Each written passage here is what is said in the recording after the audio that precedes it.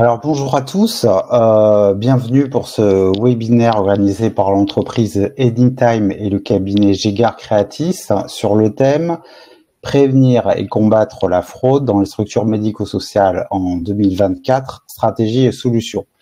Je suis Antoine Jambon, journaliste spécialisé dans le secteur social et médico-social. Donc on va peut-être patienter un tout petit peu parce qu'on a commencé vraiment très à l'heure et peut-être que quelques internautes souhaiteront s'inscrire. On va leur laisser 1 ou 2 minutes pour s'inscrire. Et puis on va commencer notre discussion sur ce très vaste sujet qui est la fraude. Voilà. Donc je vous propose de patienter une petite minute.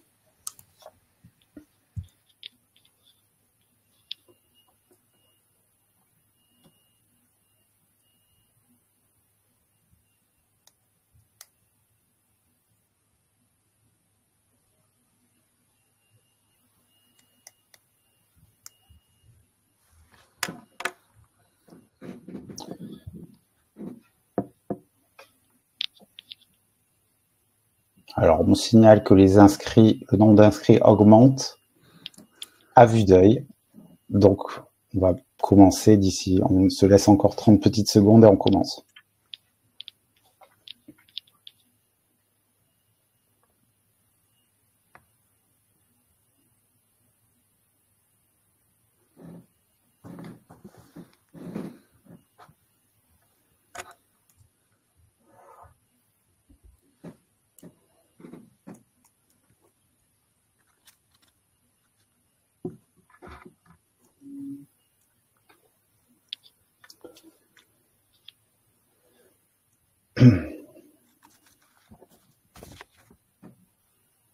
Voilà, je pense qu'on peut commencer. On me signale que la plupart de nos spectateurs sont présents, donc merci pour votre présence, pour votre implication.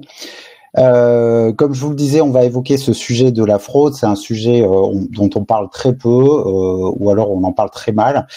Mais la fraude est quand même partout, voilà, puisque 72% des entreprises françaises ont été confrontées au moins une fois à une tentative de fraude en 2023, donc c'est un phénomène quasi généralisé.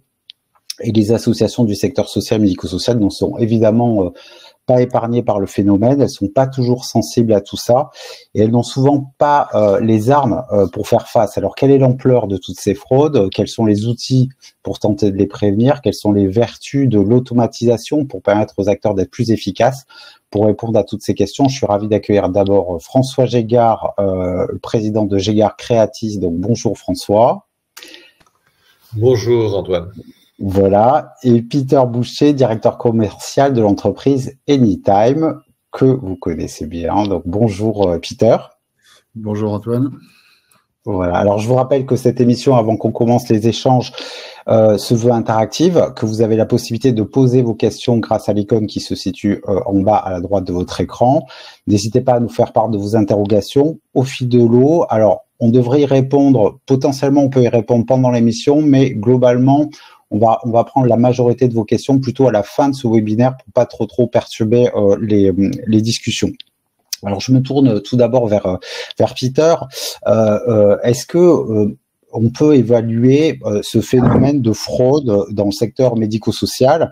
Et si on peut pas l'évaluer précisément en chiffres, hein, parce que je crois que les chiffres sont difficiles à atteindre, est-ce qu'on peut évoquer leur nature et les facteurs aggravants, voire les profils même des fraudeurs? Voilà, donc c'est une question très globale. Je vous laisse y répondre. Elle est assez large. Vous avez la parole. Question intéressante. Merci Antoine. Alors, effectivement, la fraude aujourd'hui est un sujet qu'on évoque peu, où il y a encore quelques années, quelques mois, ça restait tabou. Quand on posait des questions à nos prospects ou nos clients, est-ce qu'il y a de la fraude chez vous? Naturellement, bien sûr que non. Mais on voit de plus en plus que ce sujet-là maintenant se démocratise, les langues se délient. Et qu'effectivement, on n'a pas de chiffres précis sur le secteur du social et médico-social, mais même d'ordre général, comme vous le disiez, c'est 71% des entreprises touchées. C'est même jusqu'à 13 000 € en moyenne par entreprise en termes de flux financiers. Et on va jusqu'à aussi dire en moyenne 730 € par collaborateur. Donc la nature des fraudes, elles sont diverses. Ça commence par la plus classique, les indemnités kilométriques, où les personnes qui sont défrayées sur ces indemnités ont tendance à arrondir, voire à exagérer les frais kilométriques. Donc là, on est dans de la fraude, puisque ce sont des frais qui sont des remboursements qui sont demandés, qui ne sont pas justifiés et qui sont pas normales. On a de la fraude sur les justificatifs, ce qu'on constate, avec des falsifications de justificatifs, ou avec soi-disant des justificatifs qui ont été perçus et on repasse des justificatifs qui ne correspondent pas forcément à ces dépenses. Et on a des fraudes aussi qui existent sur des doublements de remboursement, donc qui ont déjà été remboursés, mais certaines personnes repassent leurs frais pour se faire rembourser une deuxième fois. Ça, ce sont les exemples les plus classiques. Quand on parle de profil de fraudeur, aujourd'hui, j'aurais tendance à dire d'expérience que le fraudeur, déjà à la base, est une personne qui fait les frais, donc ce sont souvent des cadres. De dire que c'est plutôt des jeunes que des anciens, j'y crois pas. Enfin, tout le monde, dans ces personnalités-là, beaucoup de gens fraudent. Par contre, ce que j'ai remarqué moi personnellement sur ces profils-là, ce sont généralement des gens qui sont frustrés du fait qu'ils considèrent qu'ils sont mal payés. Donc, pour le coup, ils vont s'arrondir les fins de mois, comme on dit, en passant des frais. Ça peut aussi être des personnes qui ont des difficultés financières. Et vu l'inflation aujourd'hui, on voit et on constate de plus en plus de fraudes. Et j'en ai une dernière en date, alors qui n'est pas forcément un remboursement exagéré, mais qui est différente, qui est un peu plus subtile. C'est le cas d'un éducateur dans un établissement qui accompagnait les jeunes un soir dans un fast-food, pour ne pas citer de marque. Ils étaient 8 plus lui, donc ça fait 9 personnes. Et finalement, sur la note, il y avait 11 repas. En fait, il s'est avéré qu'en creusant, il y avait 2 repas qui étaient pour ses enfants et qui ramenaient chez lui le soir, en plus et en complément de ce qui avait été payé pour les jeunes.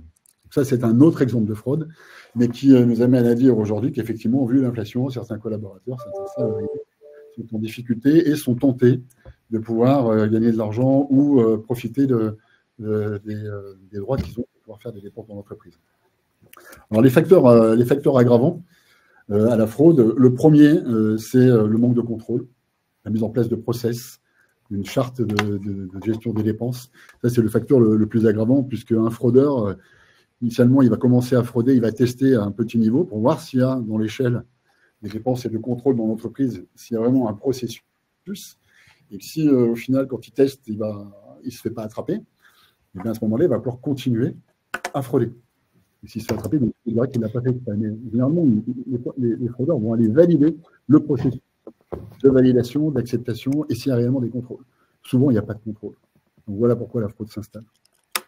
Et pour finir sur le secteur du social médico-social, la fraude est un peu plus importante, un peu plus, entre guillemets, simple sur le fait qu'il y a encore beaucoup de cash qui est utilisé dans les associations et que là, c'est un peu plus difficile à suivre, hein, à contrôler et à inciter aussi la fraude. Très bien. On aura l'occasion effectivement de revenir sur cette question du cash dans les associations. François, est-ce que vous partagez alors les constats? Il y a eu beaucoup d'exemples très pratico-pratiques. J'imagine que de toute façon ces exemples existent, mais puisqu'on a du mal à évaluer en chiffres ce volume de la fraude dans le secteur social, médico-social, est-ce que justement vous rejoignez les constats de Peter concernant effectivement les profils, cette espèce de test de savoir si on va se faire prendre ou on va pas se faire prendre, et puis ensuite on enchaîne sur ce défaut de contrôle peut-être qu'il peut y avoir dans le secteur des acteurs des solidarités. C'est quoi vos constats quand on vous pose cette question de l'ampleur ou de la description de ce phénomène? Merci Antoine pour cette question. Elle n'est pas simple à répondre sur le fond. Et merci à Peter d'avoir enfoncé un peu la porte pour pouvoir donner quelques pistes de réflexion. Je pense que globalement, il ne faut pas se leurrer. Les problématiques de fraude sont transverses à tout type de secteur et on ne peut pas dire que le médico-social soit particulièrement plus sensible à un sujet de fraude que ne peut l'être les problématiques dans le commerce, les problématiques dans l'hôtellerie, les problématiques dans le bâtiment ou ailleurs. Donc, moi, je ne mettrai pas le haro sur du tout, et c'est pas du tout ce qui a été fait, mais sur le médico-social. En revanche, ça nous intéresse parce que c'est notre angle d'attaque aujourd'hui sur ce secteur, et l'idée, c'est vraiment de savoir comment on fait pour prévenir ces risques et qu'est-ce que l'on met en place. Alors, sur la question, la nature des fraudes, c'est assez simple, hein, c'est inversement proportionnel à deux choses. L'organisation, le contrôle et le contrôle interne qui est mis en place pour éviter ces fraudes. Et puis, un deuxième point qui est celui de l'engagement de la culture d'entreprise. Aujourd'hui, on est sur des structures où on a à la fois des gens qui sont là dans la durée, à la fois des gens qui sont un peu intermittents, parce qu'il y a beaucoup de CDD, parce qu'il y a l'intérim, parce qu'il y a un certain nombre de choses. Et il peut y arriver que s'il n'y a pas un gros investissement sur la marque, sur l'esprit d'équipe, sur les valeurs de l'entité, eh bien, très rapidement, il y a des réflexes naturels de tout à chacun qui fait qu'on essaye de pouvoir tirer le meilleur profit de cette situation. Donc, je pense que la première chose, c'est aussi de remettre les pendules à l'heure sur ce point-là et de dire pourquoi on travaille dans une entité, qu'est-ce que l'on fait. Et c'est tout à l'heure, Peter a parlé des risques de gens qui sont en désengagement. Ben, s'ils sont en désengagement, c'est aussi parce que entre eux, ils ne voient plus que le salaire comme étant un élément discriminant et que la mission, et on a la chance dans le secteur médico-social de porter des missions nobles et vraiment engageantes individuellement pour chacun. Et donc, je pense que c'est important qu'il y ait ces deux éléments de valeur. Mais la mission sans contrôle interne, ça sert à rien. Le contrôle interne sans engagement collectif, c'est compliqué à mettre en place. Voilà, c'est la premier élément de réponse, mais je réponds pas complètement à la question, Antoine, je l'entends, mais je pense que ces éléments premiers sont quand même importants. Une fois que il ne faut pas oublier de travailler sur ces deux points-là. Voilà. Alors après, bien évidemment, là où nous, en tant que commissaire aux comptes ou en tant qu'expert comptable, on peut être amené à trouver des terreaux favorables aux fraudes, c'est pas sur les personnes, c'est sur l'organisation des structures. Chaque personne a un côté bon, un côté moins bon. On peut passer du côté de la force obscure ou autre, pour reprendre des expressions utilisées ailleurs. Mais non, ce qui est important, c'est de bien savoir comment on fait pour protéger les actifs et les personnes. Et je suis très attentif, quand on met en place des procédures de contrôle interne, à bien avoir ces deux angles d'attaque, protection des actifs et protection des personnes. Quand on a un comptable dans un établissement qui est particulièrement rigoureux parce que c'est dans son métier et qui voit à des différentes personnes, chefs de service, éducateurs, qui lui disent bah, c'est pas grave, j'ai pas le justificatif, mais je te le donnerai demain. Ce sont les premiers qui essayent de mettre un peu de l'ordre dans l'application. Quand on découvre un détournement, ils sont doublement mis en cause. Un, parce qu'on leur dit, mais attendez, vous aviez les éléments de la compta, vous ne les connaissez pas. Et puis, deux éléments, il dit, mais c'est moi qui ai tout fait pour que ça retourne rond, et maintenant c'est vers moi. On se retourne en disant, c'est de ma faute. Et donc, je pense que c'est important, lorsqu'on est directeur d'établissement, d'association, de bien avoir en tête que ces problématiques de fraude, il faut bien sûr protéger les actifs de l'entité, pas qu'il y ait des détournements, soyons clairs, mais il faut aussi protéger les équipes, ceux qui travaillent pour faire en sorte que ça fonctionne bien. Parce que le jour où ça fonctionne pas, ils sont mis en cause et que ça a des effets délétères assez importants. Voilà les deux idées que je me permettais d'avancer en début de réunion. Très bien, je vous remercie François. Je vais rester avec vous justement puisque vous évoquiez les conséquences potentiellement sur le plan des salariés, hein, sur le plan du bien-être, de la mise en cause potentielle des salariés qui sont aux commandes sur ces contrôles de fraude, ce qui peut effectivement poser problème. Mais est-ce que, puisque Peter a évoqué effectivement des impacts aussi financiers, est-ce que c'est un phénomène, alors encore une fois c'est très difficile, on l'a dit en début d'émission, de faire le distinguo entre ce qui se passe dans les entreprises et le secteur, mais est-ce que malgré tout, on sait que les financements sont loin d'être magiques aujourd'hui, et peut-être qu'ils l'ont jamais été, mais là aujourd'hui c'est encore plus restreint, notamment pour les associations. Est-ce que c'est un phénomène aussi qu'il faut vraiment prendre très au sérieux parce que ça a des impacts, des vrais impacts sur l'économie des associations et du secteur médico-social?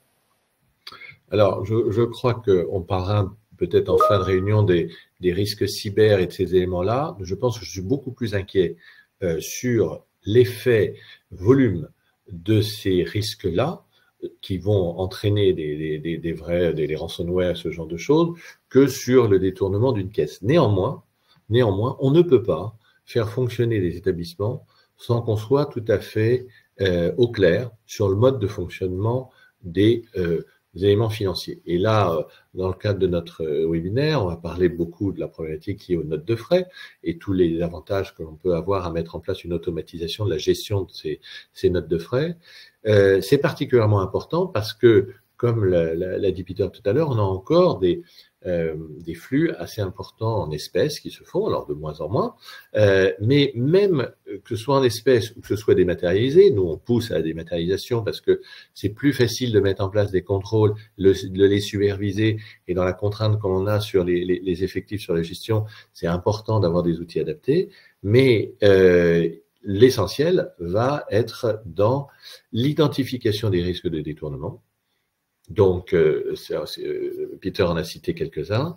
Et derrière, une fois qu'on a identifié, qu'est-ce qu'on met en place comme procédure de contrôle interne? C'est ça, pour moi, qui est le plus important à mettre en place. Et plutôt que d'écrire des procédures très volumineuses avec beaucoup de littérature et que personne ne lit et qui coince une porte d'entrée ou d'un placard, je préfère qu'on travaille sur deux choses en priorité. Une fois qu'on a identifié un risque, on va refaire et on va bien préciser quel est le flux des décisions, le flux du process. Par exemple, du process de remboursement des notes de frais. Qui est-ce qui donne l'autorisation? Qui est-ce qui a le droit de dépenser? Combien? Quand? Comment? Etc. Ça, il faut pouvoir l'écrire.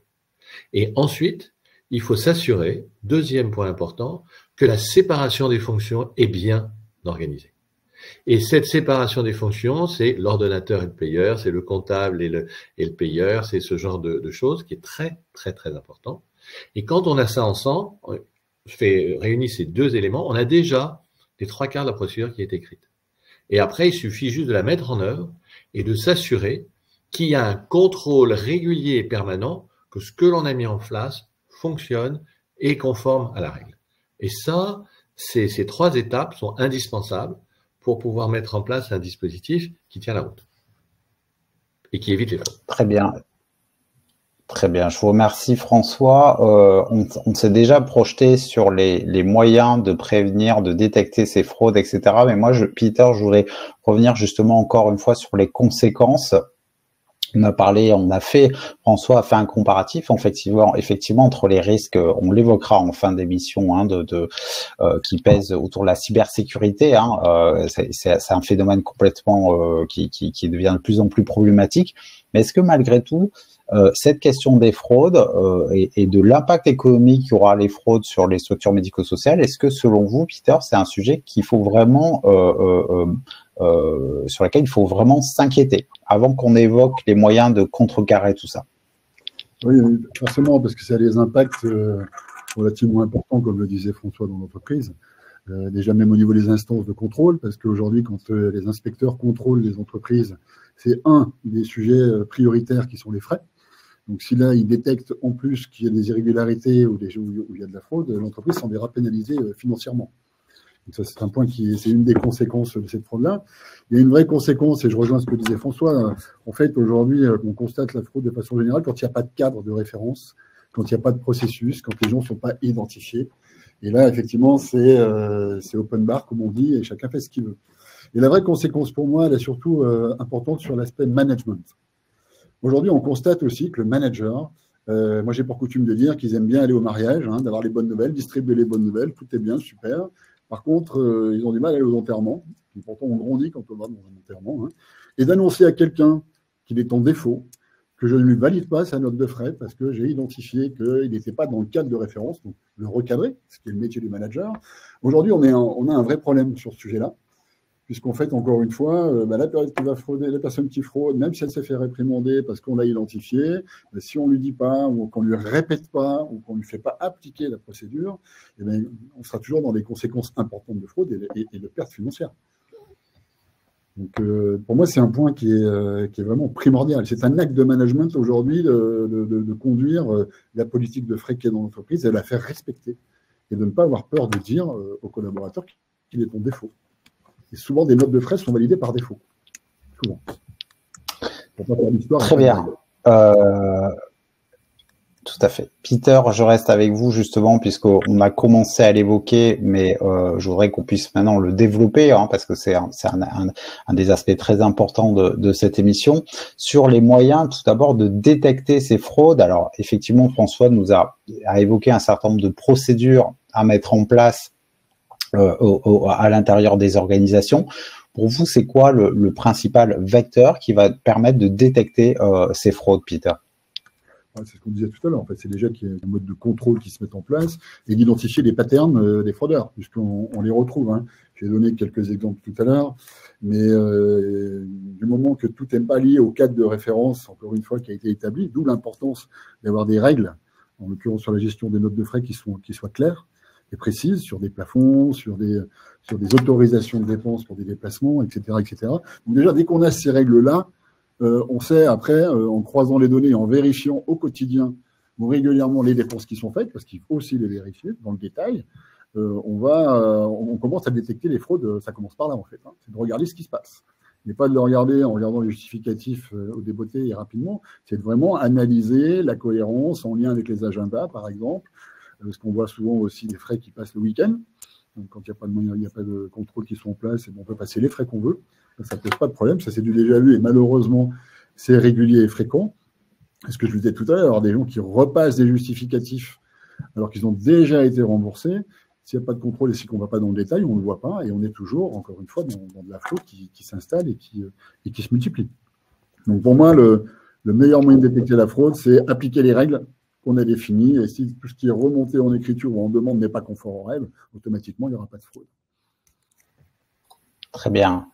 François, vous avez déjà évoqué cette question des protocoles, des règles, des chemins justement, et des chemins vraiment connus par tous justement pour essayer de détecter ces fraudes. Il y a aussi quand même des contrôles potentiels, des audits aussi potentiels pour détecter toutes ces fraudes. C'est quoi les modalités de ces contrôles et de ces audits? Est-ce que vous pouvez nous expliquer un petit peu comment ça se passe et quel impact ça a justement sur la prévention de toutes ces fraudes? Alors, dans le plan de contrôle, il y a des éléments d'alerte qui nécessitent un peu d'attention. La première chose, c'est la rotation de la gouvernance, la rotation des managers. Il faut s'assurer que les process continuent d'exister. Et puis, dans cette rotation, on a souvent des vacances de poste. Comment ça se passe pendant qu'il y a une vacance de poste? Pendant qu'il y a une vacance de poste, en général, on a une situation détériorée. Une détériorée voulue ou subie.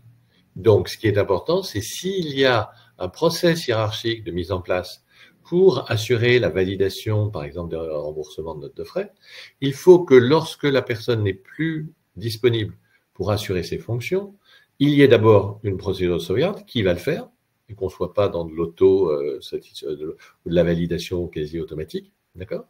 Et puis, et de s'assurer qu'il y ait ce process et que le jour où il faut le mettre en œuvre, il est bien mis en place.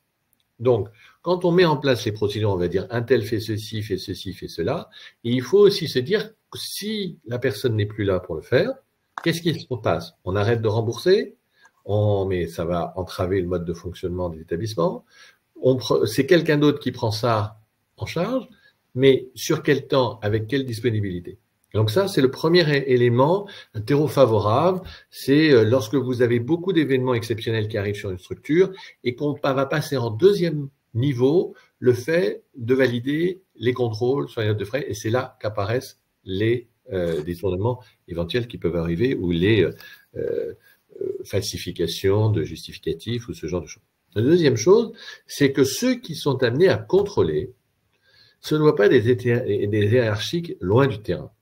Il faut que la personne qui contrôle connaisse la personne qui fait la dépense, sache dire si c'est justifié ou pas. Tiens, c'est bizarre, pour prendre l'exemple de Peter tout à l'heure, il y a 12 repas alors qu'ils sont que 8. C'est quoi ces 4 repas complémentaires? Mais ça, si vous êtes dans un bureau au siège très très loin d'un établissement, vous n'êtes pas capable de mesurer si c'est 12 ou c'est 8. Puis vous avez tellement à gérer que l'impact significatif du temps que vous avez passé fait que ça va passer à l'as. En revanche, si vous déléguez le contrôle sur le terrain à quelqu'un de hiérarchique, qui ait responsabilité sur et qui est capable de dire oui, mais c'est pas normal qu'il y ait 12 personnes. Voilà. Alors, il faut pas rentrer dans la suspicion systématique, mais il faut se dire que le contrôle, c'est pas de dire simplement bah oui, il a fait la bonne dépense, il n'a pas acheté une bouteille de whisky, il n'a pas loué chez Hertz Prestige une Ferrari pour le week-end ou ce genre de choses. Ok, ça, on est capable de le faire tous assez rapidement. Mais il faut aussi se dire, mais est-ce que c'est normal que telle personne ait tel type de dépense sans être dans une suspicion systématique? Voilà. Donc, il faut aussi qu'il y ait à la fois des valideurs de premier niveau proches du terrain et puis surtout une culture générale de rigueur absolue. C'est-à-dire, si la règle de note de frais, c'est un repas, c'est remboursé à autour de 12, 15, 20 euros, eh bien, c'est 12, 15, 20 euros en fonction de la règle, mais c'est pas plus. Et s'il y a plus, eh bien, c'est pas remboursé et c'est pas mis en place. Voilà, je crois que ces règles-là sont importantes. Et puis, les autres points d'attention, quand on voit beaucoup de retard de remboursement, bon, on se pose la question, qu'est-ce qui se passe? Pourquoi il n'y a pas de validation? Il y a quelque chose qui ne va pas dans le process de validation. Donc ça se surveille aussi, ça peut se mettre en indicateur. Et puis, lorsque l'on a des montants inappropriés, lorsque l'on a des petits montants beaucoup répétés et que c'est pas légitime par rapport à l'activité de la personne qui fait la dépense, là, ça mérite d'être posé les questions. Et surtout, pas de retard, c'est-à-dire des validations qui doivent être faites tous les mois, à minima, au fil de l'eau des dépenses, faire des régularisations de notes de frais, si on prend cet exemple, 8 mois ou 6 mois après, c'est juste impossible. Donc, il faut faire ça le plus régulièrement et ne pas avoir des flux d'attente importants. Et ça, lorsque l'on voit ces éléments-là, de fait, on a une attention un peu plus particulière pour savoir comment ça se passe. Et c'est là qu'on découvre que déjà, il y a un peu de dérapage. Très bien. Merci beaucoup, François, pour ces indications, justement, pour détecter, pour prévenir ces fraudes. Peter, François évoque justement le fait de pouvoir quelque part déléguer en fait ces contrôles pour qu'ils se situent aussi non pas simplement au siège à une échelle assez lointaine, mais aussi dans la proximité de la structure. Qu'est-ce que vous pensez de cette proposition? Et puis quelles sont vos recettes justement pour essayer de brosser le portrait un peu des modalités de contrôle pour éviter ces fraudes? Je rejoins ce que disait François à 100%. Aujourd'hui, qui mieux que le manager en premier lieu est opérationnel aux côtés de ses équipes, peut lui attester et valider ses frais, puisqu'il connaît les distances qu'il parcourt, il connaît son secteur géographique, il sait avec qui il est jeune, il connaît le nom des clients. Lorsqu'un collaborateur invite un client, il se doit aujourd'hui de formaliser et de dire à qui il a invité. Souvent, il y a des invitations qui sont faites plutôt les amis ou les copains que les clients. Ça aussi, c'est une forme de fraude également. Je fais une dépense, mais je n'ai pas invité le client, mais quelqu'un d'autre. Donc oui, moi, je suis à 200% d'accord là-dessus. Et encore une fois, je reviens sur ce que je disais tout à l'heure. Le premier valideur et le premier garant de la nature et des dépenses de frais, c'est le manager. Donc oui, bien sûr que l'opérationnel, ça demande une connaissance assez opérationnelle de la personne qui fait les frais. Complètement d'accord avec ça. Très bien. Alors, justement, oui, François, vous souhaitiez réagir encore? Oui, j'ai dit, on a cette volonté mutuelle avec Peter de dire c'est le manager de terrain. Après, on a une autre préoccupation à avoir, c'est que le manager de terrain, il faut pas qu'il soit aussi embourbé dans une logique territoriale de je laisse passer les choses parce que j'en ai donné beaucoup à mon équipe, ils ont bien le droit d'avoir ça et ce genre de choses. Et là, il faut avoir des politiques intraitables là-dessus. Parce que la règle, c'est la règle. Et si le manager commence sur le terrain à enfreindre ces règles-là, c'est une vraie faute de management. Et il ne faut pas avoir de le sanctionner assez rapidement pour ne pas laisser s'installer des usages différents sur un secteur, sur un autre, où un manager aura été plus coulant qu'un autre, parce que la règle, c'est la règle. Et ça, plus les opérations sont automatisées, plus on est capable d'avoir des statistiques sur les opérations et déceler des anomalies ou des incongruités qui permettent de poser des interrogations. Voilà la petite atténuation par rapport au fait de dire c'est le manager de terrain a la priorité, ce qui est vrai, mais il faut faire attention à ça aussi. Et en complément, ça va le coup de préciser. Peter souhaitait encore réagir sur cette question de la proximité et de ces risques de traitement effectivement différenciés selon les structures, selon les managers, selon les équipes. Effectivement, il faut être très vigilant sur ça. Je rajouterais juste un point en complément, il y a aussi la direction qui doit être exemplaire par rapport aux frais. Ça va de soi, mais il est important que la direction soit aussi dans le respect de cette charte et de montrer l'exemple. Très bien. Alors ça m'amène justement, Peter, à cette question de puisque vous parlez de direction. Moi, ça résonne en termes d'exemplarité. Il faut que tout le monde soit exemplaire sur le sujet. Est-ce qu'il y a des efforts à faire aussi en termes de sensibilisation, de formation? Alors, cette émission fait partie des efforts de sensibilisation qu'on doit mener. Et j'espère que nos spectateurs apprennent plein de choses et peut-être ouvrent les yeux sur ce phénomène, la manière de le traiter. Mais est-ce que la formation des équipes, la sensibilisation, c'est un axe très important aussi pour prévenir ces fraudes, Peter?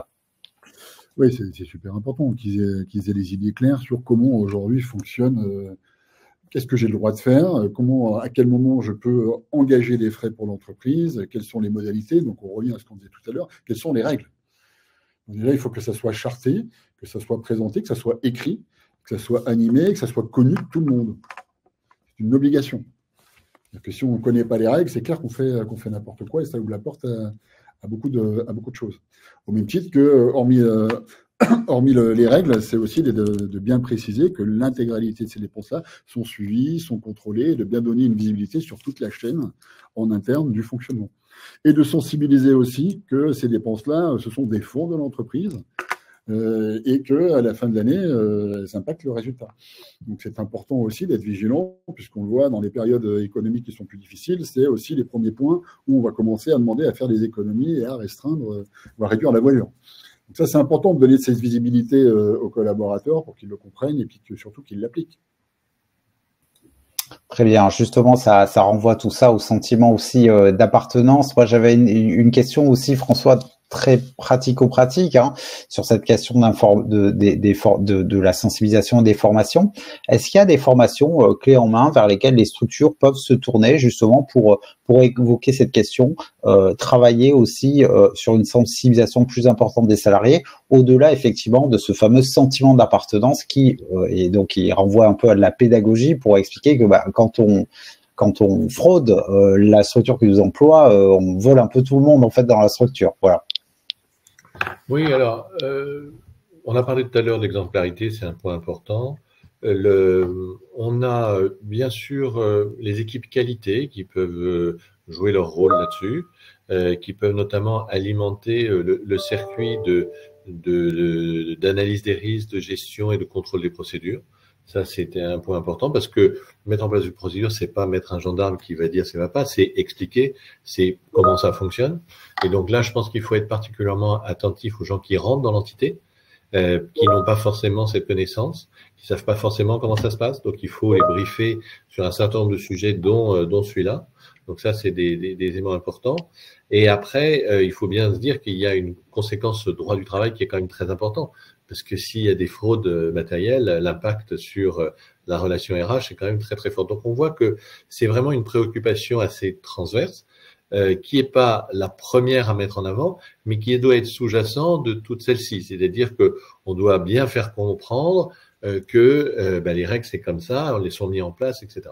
Avec deux points d'attention. Un, le point que plus les mécanismes de remboursement de frais, de déclaration sont légers administrativement, plus elles vont correspondre aux attentes des acteurs d'aujourd'hui qui ne comprennent pas que l'on remplisse des formulaires très importants, qu'on le fasse valider qu'un tampon, qu'on l'envoie avec une lettre, qu'on mette 3 semaines avant de se faire rembourser. Ça, très clairement, notamment auprès des jeunes générations, ça passe plus. Bon. Le deuxième élément, c'est qu'il faut aussi qu'il y ait, une vraie intégrité des traitements pour tout le monde. Parce que un certain nombre de personnes qui font les choses bien, s'ils voient à côté qu'ils peuvent être un peu plus approximatifs et qu'ils ont même raisonnement, ils n'iront pas raisonner les seconds, ils se mettront eux-mêmes à faire des choses. Bon, c'est pas la peine de se compliquer la vie, ils le font bien comme ça, ils se font rembourser.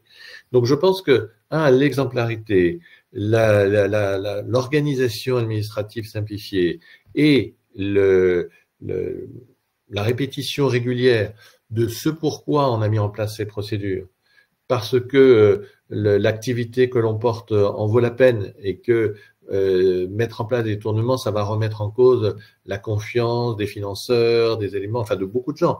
Et que les détournements, c'est souvent assez catastrophique pour l'entité. C'est d'ailleurs pour ça que les entités n'en parlent pas beaucoup, parce qu'ils n'en sont pas très fiers. Et s'ils n'en sont pas très fiers, c'est parce que dès qu'on en parle à l'extérieur, ça crée un peu d'effets négatifs. Donc voilà, donc tout ça fait que ça doit être une forme. Moi, je veux bien qu'on mette en place une formation spécifique contre la fraude. On peut mettre en place des procédures spécifiques et des contrôles internes spécifiques sur la fraude et des formations spécifiques là-dessus. Je crois qu'on en a déjà pas mal. Il faut juste infuser cet esprit au travers de l'ensemble des process qui existent et des formations qui existent. Très bien. Alors, vous évoquez aussi, puisqu'il y a effectivement ces procédures qui méritent d'être clarifiées, accessibles, simples, il y a cette question effectivement de la sensibilisation, de l'équité, hein, c'est-à-dire que les règles s'appliquent à tout le monde de manière indifférenciée. Et puis, il y a ce fameux outil justement de l'automatisation, justement pour prévenir ces fraudes. François, est-ce que vous pouvez nous dire un mot sur ces vertus de l'automatisation qui permettent justement de pouvoir mettre ces fameux outils, ces fameux contrôles objectifs et qui permettent peut-être d'éviter justement ces traitements différenciés, ces procédures qui ne sont pas complètement comprises, etc., etc. Donc, je vous laisse nous expliquer toutes les plus-values de l'automatisation. Alors, il faut que vous ouvriez votre micro parce que, voilà. Pour éviter l'interprétation. Je laisserai, merci Antoine, je laisserai Peter expliquer les spécificités sur les notes de frais. Moi, je veux répondre à votre question. L'automatisation est nécessaire pour plusieurs sujets et pas simplement sur cette thématique-là. Nous travaillons beaucoup en tant qu'expert comptable à essayer d'aider les entités à automatiser leur process administratif parce que c'est indispensable pour gagner du temps et de l'efficacité.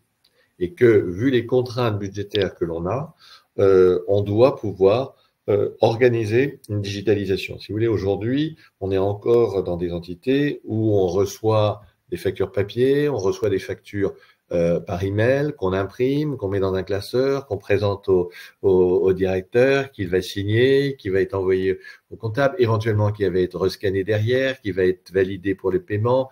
Bon, on a des process qui sont la réalité de ce qu'il y a sur le terrain, qui sont parfois assez lourdes. Donc là, aujourd'hui, je pense qu'il faut très sérieusement comprendre que la digitalisation des pièces, la digitalisation des process d'autorisation de dépenses est un gain de productivité et de sécurité qui est très important.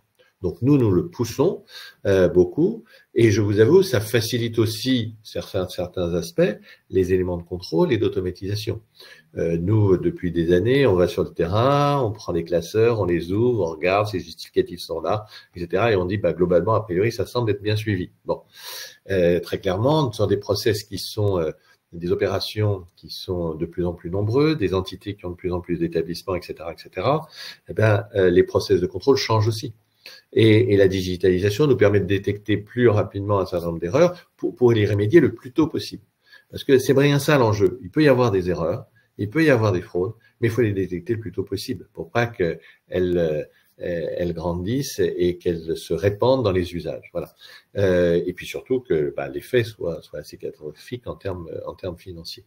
Donc voilà les points d'attention. Oui, la digitalisation est utile, surtout les processus administratifs, et je ne parle même pas encore des effets de l'utilisation d'un certain nombre d'outils d'intelligence artificielle qu'on commence à tester sur ces sujets, pour inventer des process de contrôle, etc. Je parle sur l'existant des routines que l'on a entre une structure qui est complètement papier. S'il y a des dérapages de procédure, c'est long à s'en rendre compte. Si elle est complètement digitalisée, on peut lancer un certain nombre de requêtes, on peut avoir un certain nombre d'alertes et se dire c'est sur ces points-là qu'il faut avancer. Donc pour les entités, comme pour ceux qui en assurent le contrôle à l'intérieur ou à l'extérieur en tant que commissaire aux comptes par exemple, eh bien la digitalisation est un facteur d'augmentation de l'efficacité des contrôles qui peuvent être mis en place. Très bien. Peter, est-ce que j'imagine que vous partagez ce diagnostic de l'importance de la digitalisation avant qu'on évoque justement avec vous les différents outils disponibles. Déjà, votre point de vue sur ces plus-values justement de l'automatisation des process pour permettre d'être beaucoup plus agile et réactif quand une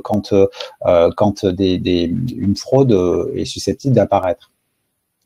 François a répondu pleinement à toutes ces plus-values. Ce que je rajouterais en plus, c'est que ça permet aussi de s'assurer que la politique d'entreprise est bien respectée.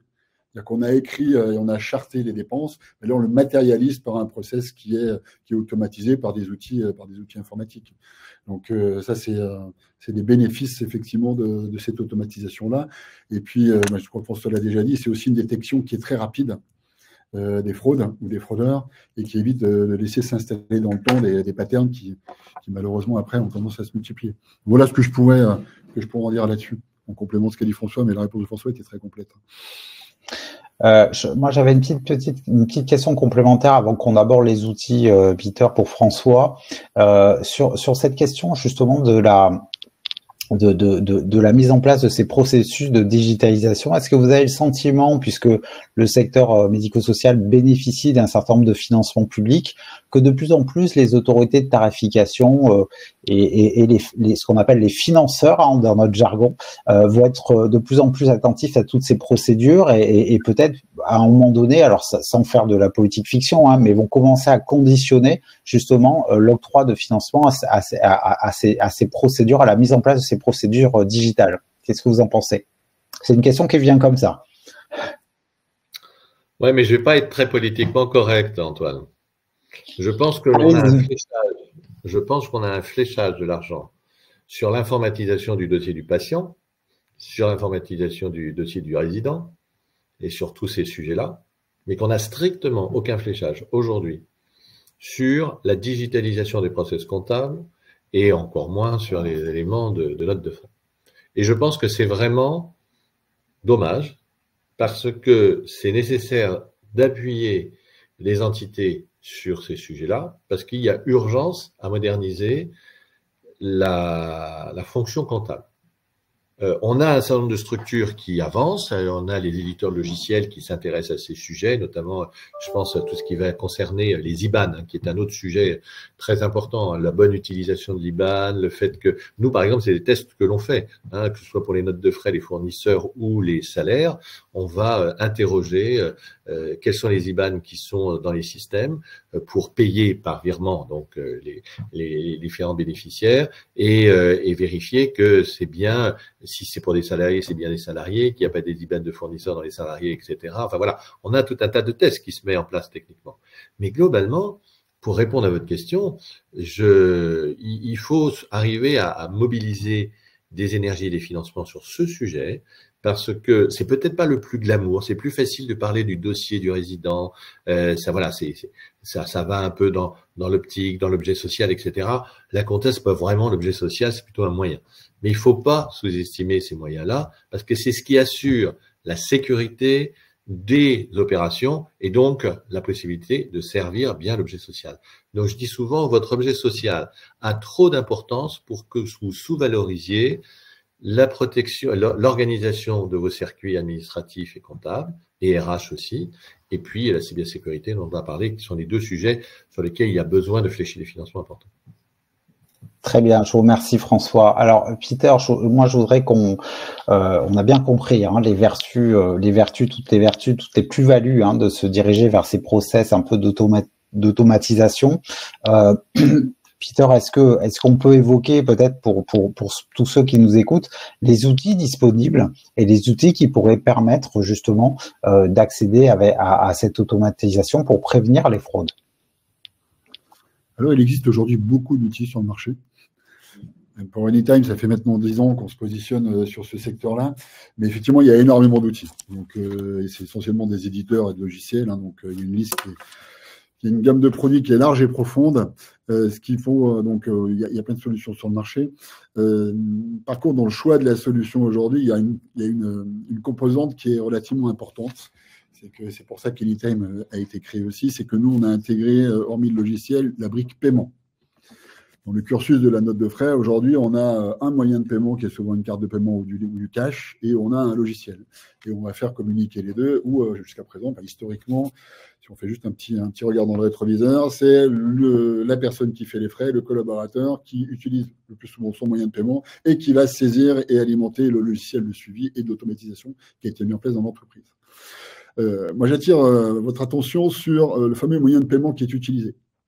Aujourd'hui, de nombreuses directions financières sont toujours dans la logique de dire, de toute façon, c'est le collaborateur qui avance ses frais avec son moyen de paiement et après, je le rembourse. Pourquoi pas? Sauf que les générations d'aujourd'hui ne veulent plus avancer les frais.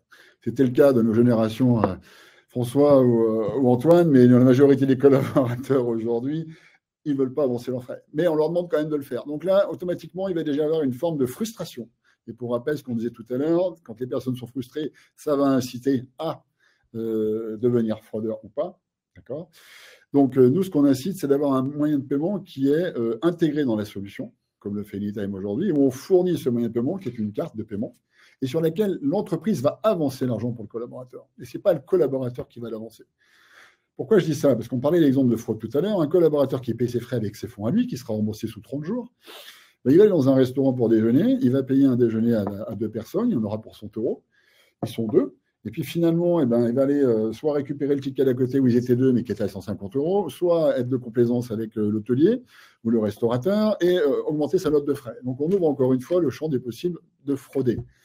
Là, dans le sens où c'est l'argent de l'entreprise avec un moyen de paiement qui est mis à disposition de l'entreprise et où l'intégralité des dépenses sont remontées en temps réel aux gestionnaires et aux collaborateurs, qu'il y a un rapprochement entre le paiement et le justificatif, il n'y a plus de fraude.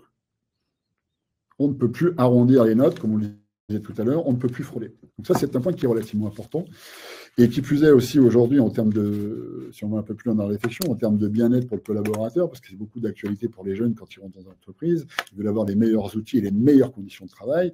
De dire à un collaborateur aujourd'hui, je vous avance les frais et vous n'avez pas à le faire, c'est un confort. Et qui plus est, ça permet aussi, comme on le disait tout à l'heure, en termes de manager, notre rôle de faire appliquer les règles et de les présenter, de sensibiliser la personne en disant c'est l'argent de l'entreprise, ce n'est pas ton argent. Psychologiquement parlant, ce n'est pas tout à fait la même chose, parce que j'ai une carte qui est le nom d'entreprise avec l'argent de l'entreprise. Ça valorise le collaborateur et quand il va dépenser, c'est l'argent de l'entreprise que j'utilise. A contrario, c'est mon argent. Donc nous, on le voit forcément quand on met la solution en place dans les entreprises que ça change, que la fraude, bien sûr, disparaît, puisqu'on ne peut plus faire des fraudes, enfin certaines fraudes sur la partie rapprochement des tickets, en l'occurrence, elles n'existent plus. Donc voilà l'intérêt d'intégrer un moyen de paiement avec un logiciel qui va aussi après permettre de faire des validations, enfin tout ce qu'on a vu dans les chaînes d'automatisation, comme le précisait tout à l'heure François. Donc, j'avais à dire moi sur la partie outils, puis après bien sûr tout ce qui est dématérialisation des fameux tickets, ce qui est de l'évolution là-dessus. On ne remonte plus le ticket papier puisque nous on le prend en photo et on le joint à sa transaction, et ce qui vous permet d'éviter de l'archivage électronique, enfin de l'archivage papier, pardon. Et un point qui est important aussi lorsque vous avez ces outils à disposition, avec tout ce qu'on vient de voir, c'est lorsque vous êtes contrôlé. Lorsque le contrôleur vient et qui rentre dans une entreprise, comme je disais tout à l'heure, il va s'intéresser à pas mal de choses, mais aussi et surtout aux dépenses. Plus vous mettez en avant la clarté, la transparence sur la gestion de vos frais, moins il sera pénible et moins il pourra vous redresser ou éventuellement vous pénaliser, vous mettre une amende, effectivement. Parce que vous avez un outil comme Anytime, les personnes qui font des contrôles ont accès et ils voient automatiquement qu'il n'y a pas de nature de fraude puisqu'on a des rapprochements qui sont faits en temps réel avec les vrais justificatifs et la nature des dépenses qui est remontée par le réseau bancaire. Bon, voilà pour moi les outils qu'il faut mettre en place et le fonctionnement. Très bien. Peut-être, je vois que le temps tourne un peu. Merci beaucoup, Peter, mais je vois que le temps tourne un peu. Donc peut-être, François, vous faire réagir sur cette question de ces outils. Ce qui est très intéressant, effectivement, dans l'outil dont a parlé Peter, c'est ce sentiment aussi c'est un outil aussi de contrôle, mais de responsabilisation des salariés. C'est-à-dire que ce n'est plus votre argent que vous engagez et qu'on vous rembourse, c'est l'argent de l'entreprise. Vous êtes quelque part garant de cet argent d'entreprise. Est-ce que ça fait partie des outils, voilà, qui cette espèce de de moyens de paiement comme ça, est-ce que ça peut faire partie des outils d'avenir voilà, qu'il faudra développer parce que c'est forcément un outil de crédibilité vis-à-vis des contrôleurs et des financeurs? Oui, tout à fait. Alors, il faut savoir qu'il existait déjà sur le terrain ce qu'on appelle la régie d'avance, c'est-à-dire des gens qui font un certain nombre de dépenses réguliers, on leur avançait 350 ou 400 euros et on ne remboursait, on ne réalimentait cette régie d'avance qu'à hauteur des dépenses effectuées et on ne pouvait pas présenter deux notes de frais si on ne pouvait pas renouveler la régie d'avance si les notes de frais n'étaient pas présentées. Donc ça a été aussi un mécanisme qui existe et qui continue d'exister. Là, sur ce mécanisme, il faut être aussi vigilant à ce que, au moment du départ des salariés, eh bien cette régie d'avance soit remboursée. Donc, il y a toute une gestion aussi administrative de tout ça. Donc là, l'intérêt de pouvoir mettre en place ce type d'outil, quel qu'il soit, c'est justement d'avoir une gestion en flux direct.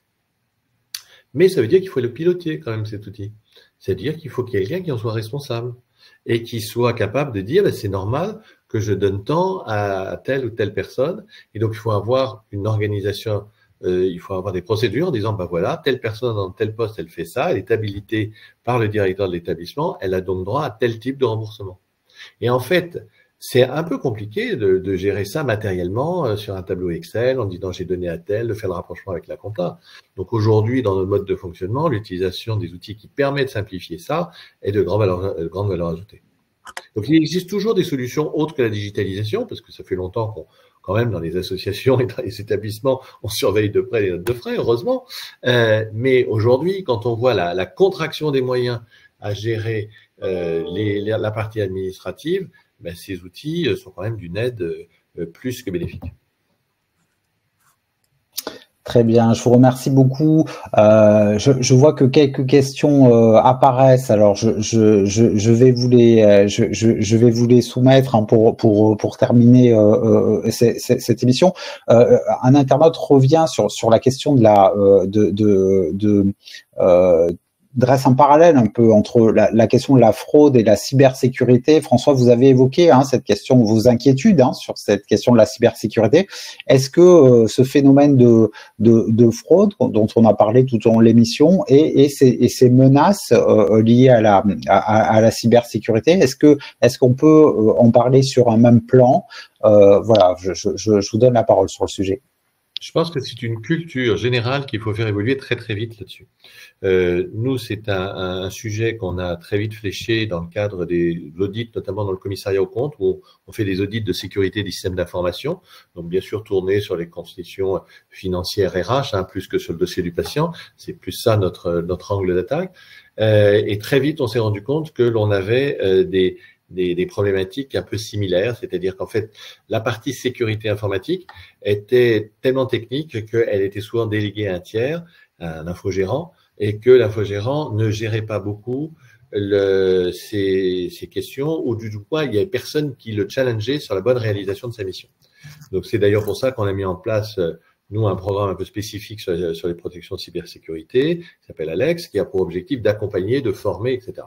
Donc oui, les problématiques de cybersécurité sont importantes. Mais quand on regarde les problématiques informatiques, il y a ce qui vient de l'externe et ce qui vient de l'interne.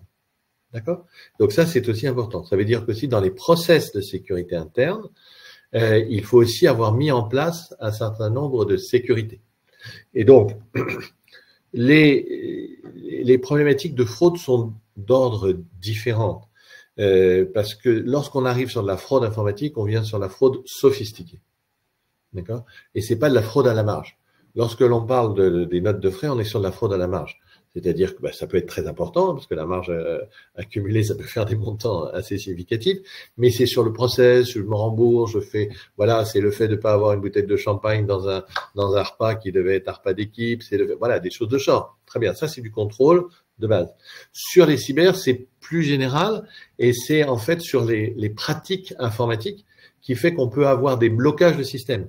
On n'est pas du tout sur le même type de fraude, et ces fraudes-là sont, je dirais, encore plus importante en volume et les entités peut-être pas encore suffisamment, et même, disons-le carrément, pas suffisamment préparées. Personne n'a mis en place, ou peu d'entités ont mis en place des opérations de simulation de crise cyber, alors qu'on le fait pour l'incendie, par exemple. Là, on sait que quand il y a un incendie, une alerte incendie, il faut pas prendre l'ascenseur, il faut descendre par l'escalier. Mais quand il y a une alerte cyber, on ne sait pas les réactions qu'il faut faire. Voilà. Donc ça, nous, on travaille beaucoup avec nos clients sur ces sujets pour les faire progresser sur ces points-là. Mais franchement, il y a deux poids, deux mesures aujourd'hui. Hein. Les alertes cyber et les délits qu'il peut avoir sur les entités liés au risque cyber sont très importants et en volumétrie importante, mais c'est de la protection extérieure, c'est de la culture générale. Sur la question des notes de frais, c'est vraiment de la culture interne. C'est vraiment les fondamentaux du contrôle interne. Et on ne peut pas faire fonctionner une entité quand les fondamentaux du contrôle interne ne sont pas là. Et donc ça, c'est pour ça qu'on insiste sur ces points-là, parce que aujourd'hui on va parler notes de frais, demain on va parler justification des frais d'absence, après-demain on va parler d'autres sujets qui sont tout aussi touchy et qui mettent les mêmes ressorts d'honnêteté et de contrôle interne en jeu que ceux des notes de frais dont on a parlé essentiellement aujourd'hui. Très bien. Peter, est-ce que vous souhaitiez réagir justement sur cette question des deux risques, parce que même si ces risques, effectivement, il y a une espèce de deux poids, deux mesures, hein, puisque il y a des menaces internes peut-être plus à la marge en termes de dépenses et puis des dangers vraiment très importants, en tout cas beaucoup plus importants en termes de déstabilisation de la structure sur la cybersécurité. Est-ce que ça renvoie pas finalement à une culture du risque que doivent avoir les acteurs des structures sociales, médico-sociales, des risques qui peut-être ont toujours un peu existé concernant la fraude, mais en tout cas auxquels il faut s'attaquer, et puis des nouveaux risques comme les risques cyber qui sont pas forcément dans le viseur de toutes les structures. Je rejoins ce que dit François de façon générale, c'est que aujourd'hui on doit être dans la sensibilisation et dans l'explication. On doit donner visibilité à ces sujets-là aux collaborateurs et leur expliquer de façon pédagogique ce qui se passe et pourquoi on fait ça aujourd'hui. C'est le propre de tout entrepreneur, de tout responsable d'entreprise ou de tout manager, de donner du sens à ce qu'on fait au quotidien et pourquoi on fait les choses et pourquoi c'est nécessaire aujourd'hui. Effectivement, il y a des risques, on en a parlé tout au long de ce webinaire, sur la fraude, sur l'installation de patterns et à grande échelle, il y a un risque financier et de viabilité pour l'entreprise qui est relativement important. Et sur la cyber, c'est la même chose. Il n'y a pas d'explication concrète, aussi les règles, et c'est surtout les règles, en fait, tous ces cadres de référence qu'on établit pour faire fonctionner nos entreprises au quotidien, s'ils ne sont pas respectés, s'ils ne sont pas animés, on ouvre des risques relativement importants. Donc, oui, je suis complètement d'accord avec tout ça. Clairement. Très bien.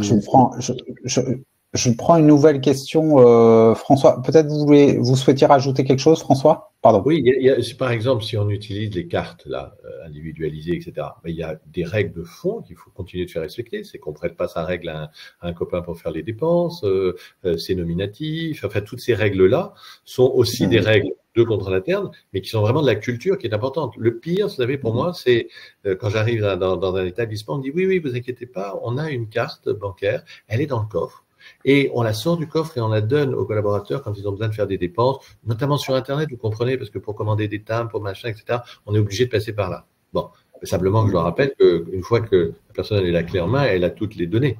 D'accord? Elle a le numéro, elle a le code, et si elle n'a pas loin le téléphone, parce que maintenant, on a quand même un certain nombre de sécurité, de demandes de confirmation par téléphone, etc. Si elle se débrouille pour faire la demande et qu'elle peut le valider avec le téléphone, ça arrive aussi. Donc voilà, donc il y a aussi ces règles de base qu'il faut quand même garder à l'esprit, même avec des moyens de paiement électroniques ou par carte. D'accord. En fait, ce que vous voulez nous dire, c'est que malgré toute l'évolution et les progrès technologiques qu'il peut avoir, il faudra de toute façon des process et des règles établies par des hommes qui fixent le cadre. C'est ça, en fait. Hein, c'est ça qu'il faut retenir pour cette émission. Il nous reste plus qu'une minute, donc je vais devoir conclure. Je vous remercie beaucoup, tous les deux pour ces propos vraiment extrêmement intéressants. Je pense qu'ils ont été très instructifs pour nos nos internautes. Je salue nos spectateurs pour leur attention, leur participation. Nous allons, on va vous transmettre une enquête de satisfaction très courte pour évaluer la qualité de ce webinaire. Je vous signale aussi que le replay de ce rendez-vous sera disponible sur le site d'Anytime et sur notre site LinkedIn, un espace sur lequel vous pourrez retrouver de nombreuses actualités sur le secteur social et médico-social. Et en attendant notre prochain rendez-vous, je vous souhaite une très très belle journée sur Anytime. Merci à vous. Merci Antoine. Merci à tous. Merci Antoine.